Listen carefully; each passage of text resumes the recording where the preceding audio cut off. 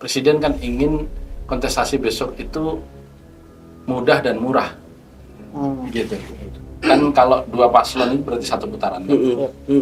Negara tidak perlu keluar terlalu banyak anggaran lagi untuk putaran kedua. Jadi lebih baik 2 nama, bukan 3 nama? Ya betul.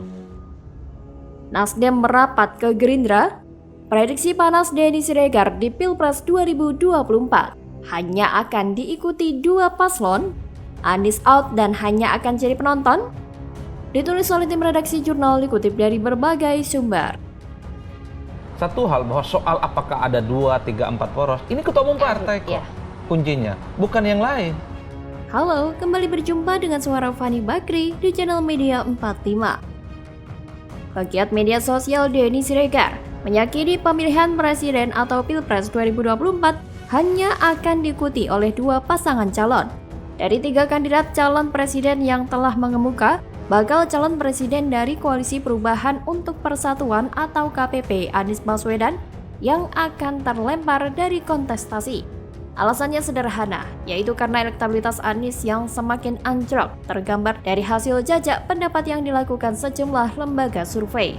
Adapun partai politik pengusung Anies akan terbagi ke 2 kubu, yaitu kubu Prabowo Subianto dan Ganjar Pranowo. Partai Nasdem dan Partai Keadilan Sejahtera atau PKS diprediksi bergabung ke kubu Prabowo, sementara Partai Demokrat bergabung ke kubu Ganjar Pranowo.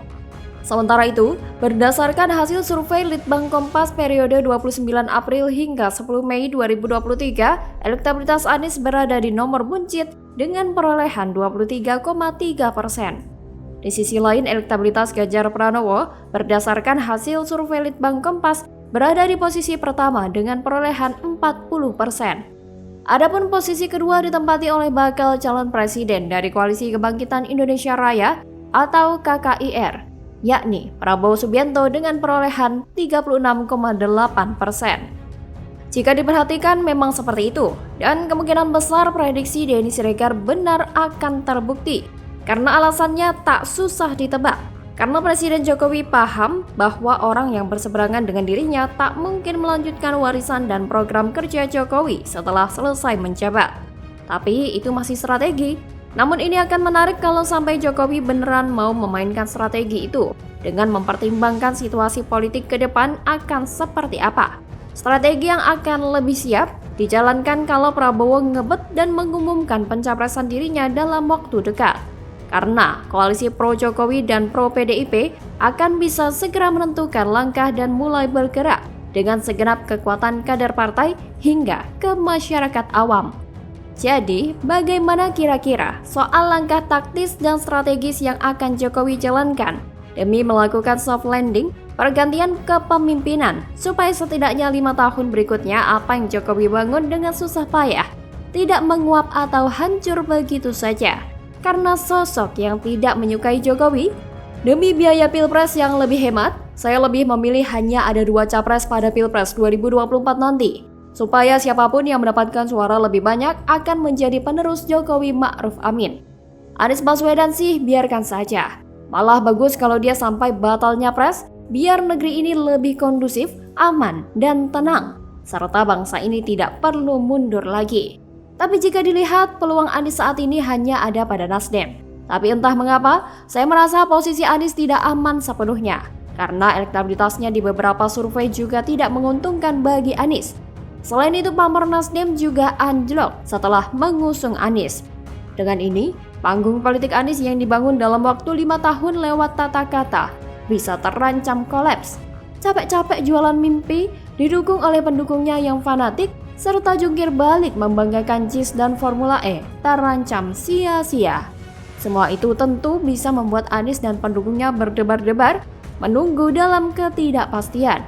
Maka dari itu, tak usah mimpi ikut pemilu lagi.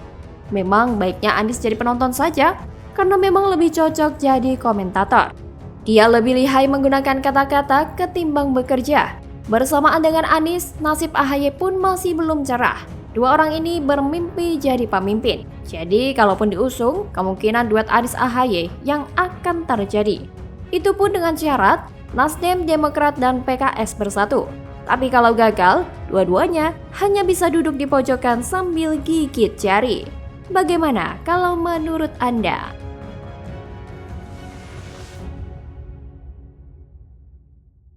Sayangnya, Nasdem juga pinter. Dia nggak mau tuh dijadikan sapi perah oleh Demokrat dan PKS. Nasdem mumet, Surya Paloh linglung, Anies gagal rebut suara dari pemilih Ganjar dan Prabowo, Demokrat siap-siap hengkang, Koalisi Perubahan terancam bubar. Ditulis oleh tim redaksi jurnal dikutip dari berbagai sumber. Pernah saya katakan terdahulu bahwa ini kawin paksa. Kawin paksa ini kemungkinan besar bukan hanya cerai, tapi belum kawin beneran itu sudah bisa cerai. Yang dilakukan Nasdem hanya mengeluarkan biaya-biaya safari politik yang menguntungkan elektabilitas partainya saja, tanpa pernah melibatkan Demokrat dan PKS. Halo, kembali berjumpa dengan suara Fani Bakri di channel Media 45. Rencana Anies dan Nasdem mencuri suara pemilih Ganjar Pranowo dan Prabowo Subianto gagal total. Efeknya elektabilitas jeblok. Jika ini terus berlanjut, besar kemungkinan Partai Demokrat akan keluar dari Koalisi Perubahan. Pegiat media sosial sekaligus loyalis Presiden Joko Widodo, Denny Siregar, mengatakan Anies Baswedan telah gagal merebut suara dari pendukung Prabowo Subianto dan Ganjar Pranowo. Memang prediksi banyak orang hingga banyak pengamat kalau sesudah Prabowo gabung di kabinetnya Jokowi, suara pendukung Prabowo di tahun 2019 akan lari ke Anies Baswedan. Tapi prediksi itu nggak terbukti.